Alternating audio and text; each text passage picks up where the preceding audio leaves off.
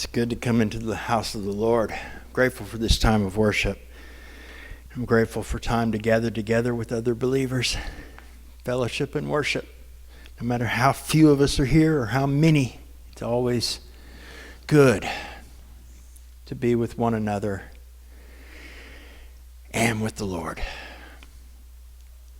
Quick note, Unshackled Life Q&A episode 65 is out. It has been released. It may be a little bit of time before 66 comes out because it's a little more difficult. Some might wonder, what kind of questions do I still have? I still have a few. Most of them are ones that we're just not going to know on this side of eternity. So I've just kind of let them go. But I do still think about them sometimes, things I chew on, things that make me go, In Genesis chapter 3, we have the account of God's response to the first sin. He called them to himself. He clothed their nakedness. And he promised them restoration, redemption, a breaking to the curse that fell upon them, a righting of the wrong consequences, however you want to look at that. Then we have the account of the very first people to give a sacrifice. And what we know about that is we know Cain brought fruit, grains, things he had grown from the field, and Abel brought sheep or lamb or something. And we know that Cain's offering was not accepted. And we know that Abel's was. And we know that Cain was very aware that his offering was not accepted. And he got upset about that. What we don't know is how. I've got a few ideas, but they are definitely beyond the text. How did Cain know his offering wasn't accepted? Doesn't tell us. Like I said, I have a few ideas, but there was something that let them know that Abel's was accepted by God and Cain's was not.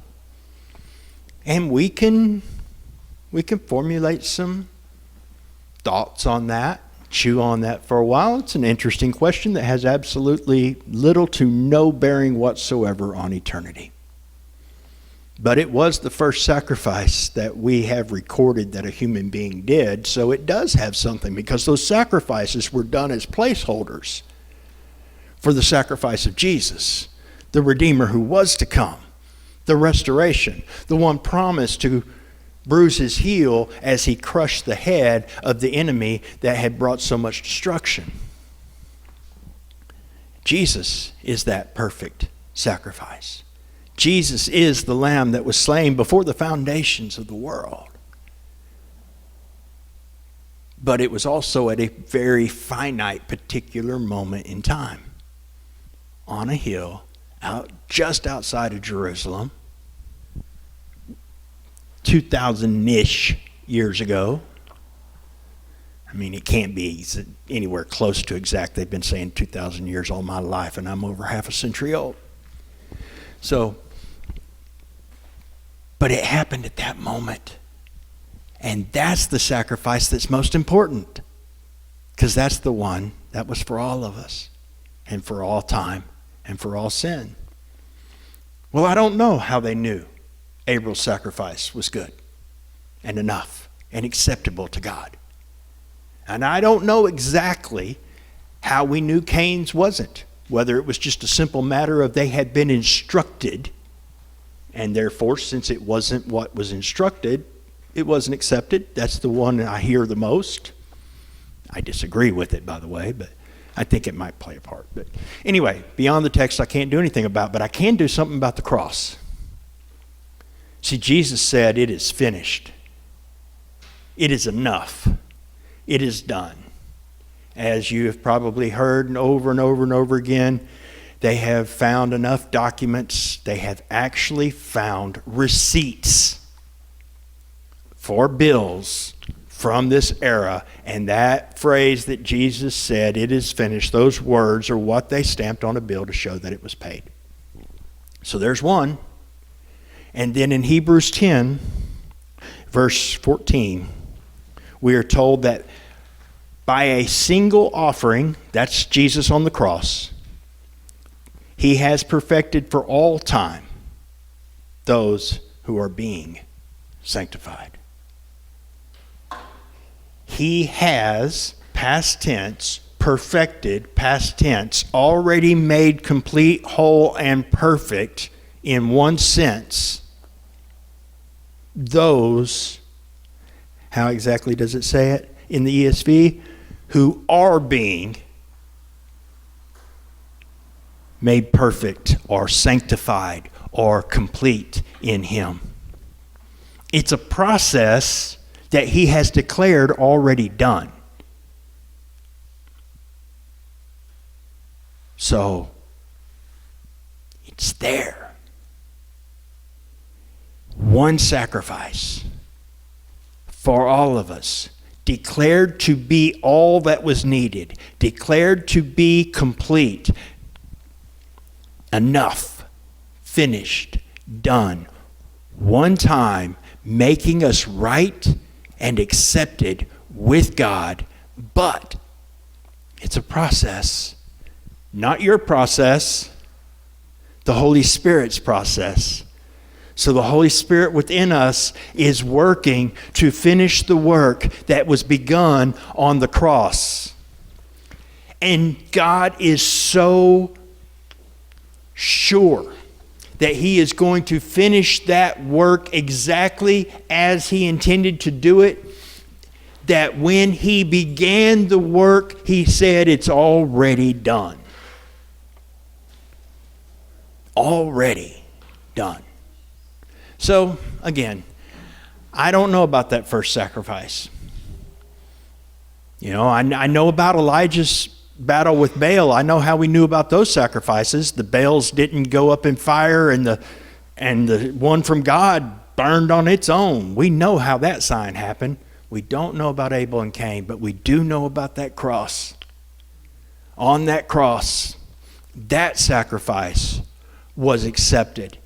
And there were signs that we don't know and understand as well. I know if there was an eclipse or something and it went dark, and we don't understand all of that, but it was something great enough that a Roman said, "Wow, this must have been the Son of God." So there were some signs there that even we may not completely grasp, but we have it in clear, black and white. One sacrifice, done once, for all who will receive it, for all who will accept it. And it is enough and all that is needed to make us accepted and acceptable to God. But it is a work of the Spirit. So if you kind of feel like you've been struggling and you feel like, "I don't feel very much like I've been perfect or complete," I can sure see where I'm not. If I look at the sacrifice of my praise and worship and obedience and life over this past week, you know, our lives are to be a living sacrifice. If I look at my sacrifices, it doesn't seem like a very worthy sacrifice. I can see places where I kind of phoned it in. I can see places where I kind of didn't do it at all. I can see places where I didn't do it with the right heart and right motive. And I can see a few places where it was wonderful and good, but not perfect and complete. It's a good thing. It's not my stuff that has to be perfect and complete. It was his. I am accepted and acceptable, not because of what I did this past week or the sacrifices that I have made, but because of the sacrifice he made. And so are you. So if you're wondering, What's the sign? What do I have to see to know that what I am doing for God, my sacrifice, is acceptable to him?